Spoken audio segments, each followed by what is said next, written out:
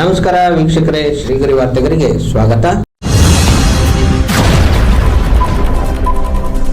July 25, 2026ರಂದು ಮೈಸೂರಿನಲ್ಲಿ ಬಿಜೆಪಿಯ ವತಿಯಿಂದ ವಿಶೇಷ ಮತದಾರರ ಪಟ್ಟಿ ಸಮಗ್ರ ಪರಿಷ್ಕರಣೆ SIR 2026 ಮನೆ ಮನೆ ಸಂಪರ್ಕ ಅಭಿಯಾನವನ್ನು ಉದ್ಘಾಟಿಸಲಾಯಿತು. ಚಾಮರಾಜ ವಿಧಾನಸಭಾ ಕ್ಷೇತ್ರದಿಂದ ಮೈಸೂರು ನಗರ ಭಾರತೀಯ ಜನತಾ ಪಾರ್ಟಿ ಅಧ್ಯಕ್ಷರಾದ ಶ್ರೀ ಎಲ್ ನಾಗೇಂದ್ರ ರವರು ಮತ್ತು ಮೈಸೂರು ಮತ್ತು ಕೊಡಗು ಲೋಕಸಭಾ ಸಂಸದರಾದ ಶ್ರೀ ಯದುವೀರ್ ಕೃಷ್ಣದತ್ತ ಚಾಮರಾಜ ಒಡೆಯರ್, ದಿನೇಶ್ ಗೌಡ ಹಾಗೂ ಭಾರತೀಯ ಜನತಾ ಪಾರ್ಟಿಯ ಮಾಧ್ಯಮ ಸಂಚಾಲಕರಾದ ಮಹೇಶ್ ರಾಜ ಅರಸ್ ರವರ ಉಪಸ್ಥಿತಿಯಲ್ಲಿ ವಿಶೇಷ ಮತದಾರರ ಪಟ್ಟಿ ಸಮಗ್ರ ಪರಿಷ್ಕರಣೆ ಸಂಪರ್ಕ ಮಹಾಭಿಯಾನ ಉದ್ಘಾಟನೆ ಕಾರ್ಯಕ್ರಮವನ್ನು ಮೈಸೂರಿನ ದಿವಾನ್ ರಸ್ತೆಯಲ್ಲಿರುವ ಶ್ರೀ ಅಮೃತೇಶ್ವರ ದೇವಸ್ಥಾನದಲ್ಲಿ ಹಮ್ಮಿಕೊಳ್ಳಲಾಯಿತು. ಈ ಕಾರ್ಯಕ್ರಮದಲ್ಲಿ ಚಾಮರಾಜ ವಿಧಾನಸಭಾ ಕ್ಷೇತ್ರದ ಎಲ್ಲಾ ಬಿಜೆಪಿ ಕಾರ್ಯಕರ್ತ ಬಂಧುಗಳು ಉದ್ಘಾಟನಾ ಕಾರ್ಯಕ್ರಮದಲ್ಲಿ ಉಪಸ್ಥಿತರಿದ್ದರು.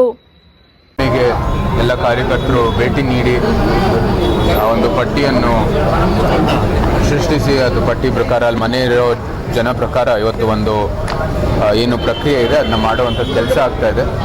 ಇದು SIR ಅಲ್ಲಿ ನಮ್ಮದೇ ಆದಂಥ ಒಂದು ಪ್ರಕ್ರಿಯೆಯಲ್ಲಿ ನಾವು ಕೂಡ ಒಂದು ಪರಿಶೀಲನೆ ನಡೆಸೋ ದೃಷ್ಟಿಯಲ್ಲಿ ಈ ಕೆಲಸವನ್ನು ಮಾಡ್ತಾ ಇದ್ದೀವಿ. ಎಲ್ಲ ಕಾರ್ಯಕರ್ತರು ಕನಿಷ್ಠ ಒಂದು 20 ಮನೆಗೆ ಭೇಟಿ ನೀಡಿ ಈ ಕೆಲಸವನ್ನು ಮಾಡಬೇಕಂತ ನಾವೆಲ್ಲರೂ ಅವ್ರಿಗೆ ವಿನಂತಿ ಮಾಡಿದ್ದೀವಿ. ಎಲ್ಲ ಭಾಳ ಉತ್ಸಾಹದಿಂದ ಕೆಲಸವನ್ನು ಮಾಡ್ತಾ ಇದ್ದಾರೆ. ಈ ಒಂದು ಮತಪಟ್ಟಿ ಪರಿಷ್ಕರಣೆ ಭಾರತದ ಒಂದು ಅತ್ಯಂತ ಒಂದು ಮಹತ್ವವಾದಂಥ ಒಂದು ಪ್ರಕ್ರಿಯೆ.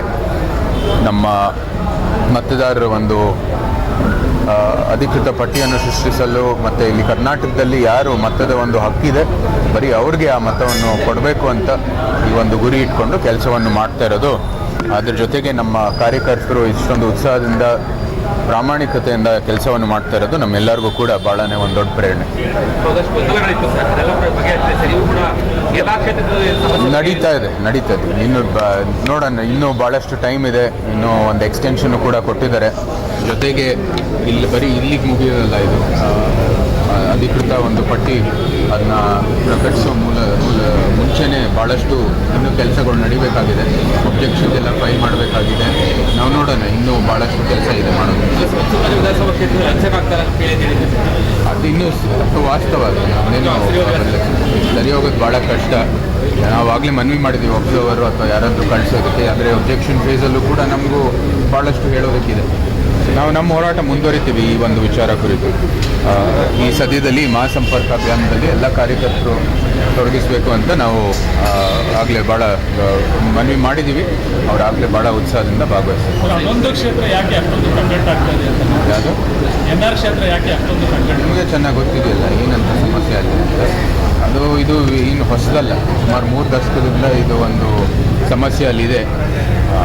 ಈಗಂತೂ ನಮಗೆ ಭಾಳಷ್ಟು ಅನುಮಾನ ಇದೆ. ಅಲ್ಲಿ ನಮಗೆ ಅಕ್ರಮವಾಗಿ ವಲಸಿಗರು ಏನಿದ್ದಾರೋ ಇಲ್ವೋ ಅಂತ ಭಾಳಷ್ಟು ದೂರುಗಳು ಬರ್ತಾ ಇದ್ದಾವೆ. ಜೊತೆಗೆ ಡೂಪ್ಲಿಕೇಟ್ ಹೆಸರುಗಳು, ಅಂದರೆ ಇಲ್ಲಿ ಒಂದು ಓಟು ಟಿ ನರಸೀಪುರದಲ್ಲಿ ಓಟು, ಇಲ್ಲಿ ಒಂದು ಓಟು ಬೇರೆ ಯಾವುದೋ ಒಂದು ನಂಜನಗೂಡಲ್ಲಿ ಒಂದು ಓಟು, ಅಂಥವರು ಕೇರಳದಲ್ಲಿ ಓಟವ್ರು ಇರೋರು ಕೂಡ ಇವತ್ತು ಪಟ್ಟಿಯಲ್ಲಿ ನಾವೆಲ್ಲರೂ ನೋಡಿದ್ದೀವಿ.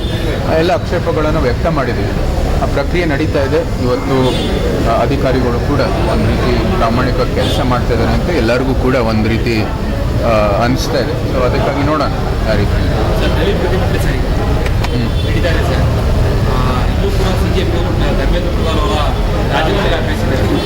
ನೋಡಿ, ಈಗಾಗಲೇ ಈ ನೀಟು ಏನು ಪೇಪರ್ ಲೀಕ್ ವಿಚಾರ ಇತ್ತು, ತಕ್ಷಣವೇ CBI ಇನ್ಕ್ವೈರಿ ಮಾಡಿಸಿ 12-13 ಜನನ ಬಂಧನೆ ಮಾಡಿದ್ದಾರೆ.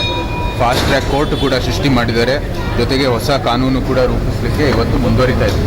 ಸೂಕ್ತವಾದಂಥ ಪ್ರತಿಕ್ರಿಯೆ ಕೊಟ್ಟಿದ್ದಾರೆ. ಇದು ಭಾಳ ಗಂಭೀರವಾದಂಥ ವಿಷಯ ಅಂತ ಹೇಳಿ ಏನು ಪೇಪರ್ ಲೀಕ್ ಇದೆ ಅದನ್ನ ಅಂದು ಭಾಳ ಗಂಭೀರವಾಗಿ ಪರಿಗಣಿಸ್ತಾ ಇದ್ದೀವಿ. ಗಂಭೀರವಾಗಿ ಇದನ್ನ ಬಗೆಹರಿಸೋದಕ್ಕೆ ಮುಂದುವರಿತಾ ಇದ್ದೀವಿ. ಈಗಾಗಲೇ ಏನೇನು ಬದಲಾವಣೆಗಳು ಆಗಬೇಕಾಗಿದೆ ಅದು ಆಗೋದಕ್ಕೆ ನಾವು ಮುಂದುವರಿತಾ ಇದ್ದೀವಿ. ಜೊತೆಗೆ ನೀಟಿನ ಎಕ್ಸಾಮಿನೇಷನ್ ಆಗಲೇ ಆಗಿ ಫಲಿತಾಂಶನೂ ಕೂಡ ಬಂದಿದೆ.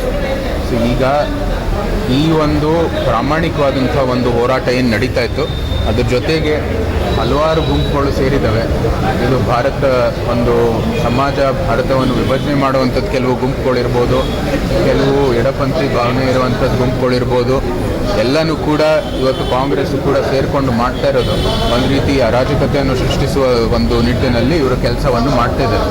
ಸುತ್ತಮುತ್ತ ಒಂದು ರಾಷ್ಟ್ರಗಳಲ್ಲಿ ಏನು ನಡೆದಿದೆ, ಏನು ಅಂತಾರಾಷ್ಟ್ರೀಯ ಕೆಲವು ಷಡ್ಯಂತ್ರಗಳನ್ನು ಕೂಡ ಒಂದು ಮಾದರಿಯಾಗಿ ಇವರು ಅದನ್ನ ಒಂದು ರೀತಿಯ ಒಂದು ಯತ್ನವನ್ನು ಪ್ರಯತ್ನ ಮಾಡ್ತಾ ಇದ್ದಾರೆ. ಇದು ನಿಜಕ್ಕೂ ಖಂಡನೀಯ. ಕಾಂಗ್ರೆಸ್ ಕೈ ಜೋಡಿಸಿರೋದು ಅಂತ ಬಿಟ್ಟಿದ್ದಾರೆ ಸರ್. ಒಂದು ಪ್ರತಿಪಕ್ಷವಾಗಿ ಕಾಂಗ್ರೆಸ್ ಕೈ ಜೋಡಿಸಿದೆ. ಪ್ರತಿಭಟನೆ ಮಾಡೋದು ಏನು ಸಮಸ್ಯೆ ಇಲ್ಲ. ಕಾಂಗ್ರೆಸ್ ಕೈ ಜೋಡಿಸಿದೆ. ಪ್ರತಿಭಟನೆ ಮಾಡೋದ್ರಲ್ಲಿ ಏನು ಸಮಸ್ಯೆ ಇಲ್ಲ. ನಾವು ಕೂಡ ಪ್ರತಿಭಟನೆ ಮಾಡ್ತೀವಿ. ಇಲ್ಲೂ ಕೂಡ ನಾವು ವಿರೋಧ ಪಕ್ಷ ಆಗಿ ನಾವು ಪ್ರತಿಭಟನೆ ಮಾಡ್ತಾ ಇರ್ತೀವಿ. ಆದರೆ ಇವರು ಅರಾಜಕತೆ ಸೃಷ್ಟಿಸುವಂಥ ಏನು ಯತ್ನ ನಡೀತಾ ಇದೆ ಅದು ಖಂಡನೀಯ. ಭಾರತದಲ್ಲಿ ಪ್ರಜಾಪ್ರಭುತ್ವ ಇದೆ. ಪ್ರಜಾಪ್ರಭುತ್ವದಲ್ಲಿ ಚರ್ಚೆ ಆಗಬೇಕು ಎಲ್ಲಿ? ಸಂಸತ್ನಲ್ಲೂ ಆಚೆನೂ. ಸಂಸತ್ನಲ್ಲಿ ಇವರು ಚರ್ಚೆ ಮಾಡೋದಿಲ್ಲ, ಸರಿಯಾದ ರೀತಿಯಲ್ಲಿ ಅಲ್ಲಿ ಪ್ರಕ್ರಿಯೆ ಪಾಲನೆ ಮಾಡಲ್ಲ. ಆಚೆಗೆ ಬಂದು ಈ ರೀತಿಯ ಪ್ರತಿಭಟನೆ ಮಾಡೋ ಮೂಲಕ ಜನರು ದಿಕ್ಕನ್ನು ತಪ್ಪಿಸ್ತಾ ಇದ್ದಾರೆ. ನಾವು ಹೇಳಿದ್ದೀವಿ, ನೀಟು ಪೇಪರ್ ಲೀಕ್ ಆಗಿರೋದು ಭಾಳ ಗಂಭೀರ, ಅದನ್ನ ಬಗೆಹರಿಸಬೇಕಾಗಿದೆ. ಎಲ್ಲರೂ ಕೂಡ ನಮ್ಮ ಸಂಪೂರ್ಣವಾದಂಥ ಬೆಂಬಲ ಇದೆ. ಅದನ್ನ ಸರಿಪಡಿಸೋ ನಿಟ್ಟಿನಲ್ಲಿ ಸಮಸ್ತ MP ಗಳು, ಸಂಸತ್ ಸದಸ್ಯರು ಸರ್ಕಾರದ ಜೊತೆಗಿದ್ದಾರೆ. ಆದರೆ ಈ ಅರಾಜಕತೆ ಸೃಷ್ಟಿಸುವ ನಿಟ್ಟಿನಲ್ಲಿ ನಮ್ಮ ಭಾರತದ ಪ್ರಜಾಪ್ರಭುತ್ವ ನಾವು ನಿರ್ಮಾಣ ಮಾಡಿರುವಂಥ ಸಂಸ್ಥೆ ಮೇಲೆ ಏನು ಹಲ್ಲೆ ಮಾಡ್ತಾ ಇದ್ದಾರೆ ಅದು ಖಂಡನೀಯ. ರಾಜ್ಯವನ್ನು ಕೊಡುವ ಅವಶ್ಯಕತೆ ಇಲ್ಲ ಸರ್. ನೋಡಿ, ಸರ್ಕಾರ ಏನು ಕ್ರಮ ತಗೋಬೇಕಾಗಿದೆ ಅವ್ರು ತಗೋತಾರೆ. ಇವತ್ತಾಗಲೇ ಈ ಒಂದು ಪೇಪರ್ ಲೀಕ್ ವಿಚಾರ ಕುರಿತು ಏನೇನು ಸೂಕ್ತವಾದಂಥ ಕ್ರಮ ತಗೋಬೇಕಾಗಿದೆ ಪ್ರಧಾನಮಂತ್ರಿಯವರೇ ಸ್ವತಃ ಇವತ್ತು ಅಡ್ರೆಸ್ ಮಾಡಿ, ರಾತ್ರಿ ಅವರು ಅಡ್ರೆಸ್ ಮಾಡಿ ಎಲ್ಲ ರೀತಿ ಏನು ಪರಿಹಾರ ಕೊಡ್ತಾ ಇದ್ದಾರೆ ಅಂತ ಹೇಳಿದ್ದಾರೆ. ನೋಡೋಣ ಮುಂದೆ ಏನು ಕ್ರಮ ತಗೋಬೇಕಾಗಿದೆ ಅವ್ರು ಸೂಕ್ತವಾದಂಥ ಕ್ರಮವನ್ನು ತಗೋತಾರೆ. ಯಾವ್ಯಾವ ಇಲ್ಲಿ ಒಂದು ಪ್ರಾಮಾಣಿಕವಾದಂಥ ಹೋರಾಟ ಪ್ರತಿಭಟನೆ ನಡೀತಾ ಇರುವಂಥದ್ದು ಸಂದರ್ಭದಲ್ಲಿ ಈ ಎಲ್ಲ ಒಂದು ಕೆಲವು ಶಕ್ತಿಗಳು ಬಂದು ಕೈ ಜೋಡಿಸ್ಬಿಟ್ಟು ಈ ಒಂದು ವೇದಿಕೆಯನ್ನು ದುರ್ಬಳಕೆ ಮಾಡ್ತಾ ಇದ್ದಾರೆ. ಭಾರತದಲ್ಲಿ ಪ್ರಜಾಪ್ರಭುತ್ವ ಬಹಳ ಗಟ್ಟಿಯಾಗಿದೆ. ಜನರ ಆಕ್ರೋಶ ತಮ್ಮ ಮತದ ಮೂಲ ವ್ಯಕ್ತ ಆಗುವಂಥದ್ದು ಒಂದು ದೇಶ ಇದೆ. ವೆಸ್ಟ್ ಬೆಂಗಾಲಲ್ಲಿ ಆಗಲೇ ನೋಡಿದ್ದೀರಿ, ಆಕ್ರೋಶವನ್ನು ಇತ್ತು, ಅದು ಮತದ ಮೂಲಕ ವ್ಯಕ್ತ ಆಗಿರ್ತಕ್ಕಂಥದ್ದು. ಭಾರತದಲ್ಲಿ ಪ್ರಜಾಪ್ರಭುತ್ವದ ಮೂಲಕ ಏನೇ ಆದರೂ ಕ್ರಾಂತಿಯಾಗಿ ಅದು ಪ್ರಜಾಪ್ರಭುತ್ವದ ಒಂದು ವ್ಯವಸ್ಥೆ ಮೂಲಕ ಆಗುವಂಥದ್ದು. ಈ ಅರಾಜಕತೆ ಮೂಲಕ ಯಾವತ್ತೂ ಸಹ ಆಗೋದಿಲ್ಲ.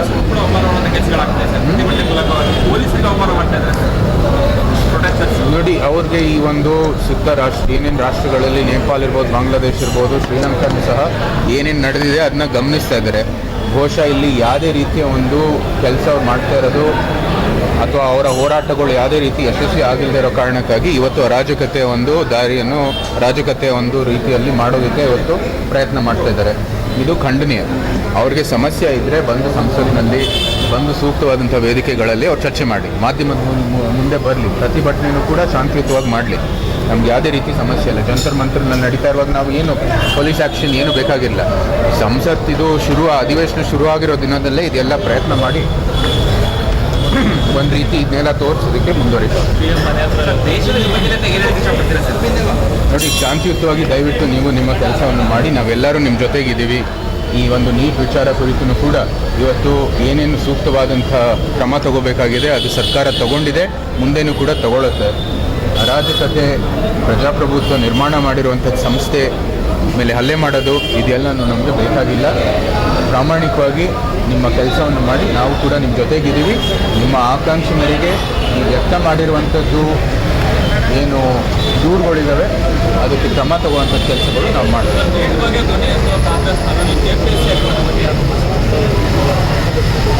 ಅವರ ಒಂದು ಇದು ಏನು ಯಾವ ರೀತಿ ಅವ್ರು ಮಾಡ್ತಾ ಇದ್ದಾರೆ ಅಂತ ಜನರ ಮುಂದೆ ಎಲ್ಲ ನೋಡ್ತಾ ಇದ್ದಾರೆ. ಈ ಒಂದು ಹೋರಾಟ ನಡೆಯುವಾಗ ಕೊಡಗುವಲ್ಲಿ ರೈತರು ಒಂದು ಚಳುವಳಿಯನ್ನು ನಿಲ್ಲಿಸಿದ್ದಾರೆ. ಅಲ್ಲೇ ಪಕ್ಕದಲ್ಲೇ ನೀಟ್ ಬಗ್ಗೆ ಹೊರಗಾದಂಥ ಹೋರಾಟಕ್ಕಾಗಿ ಒಂದು ವೇದಿಕೆಯನ್ನು ಸೃಷ್ಟಿಸಿ ಎಲ್ಲ ರೀತಿಯ ಒಂದು ಸುಳ್ಳನ್ನು ಹೇಳೋದಕ್ಕೆ ಮುಂದುವರಿತಾರೆ.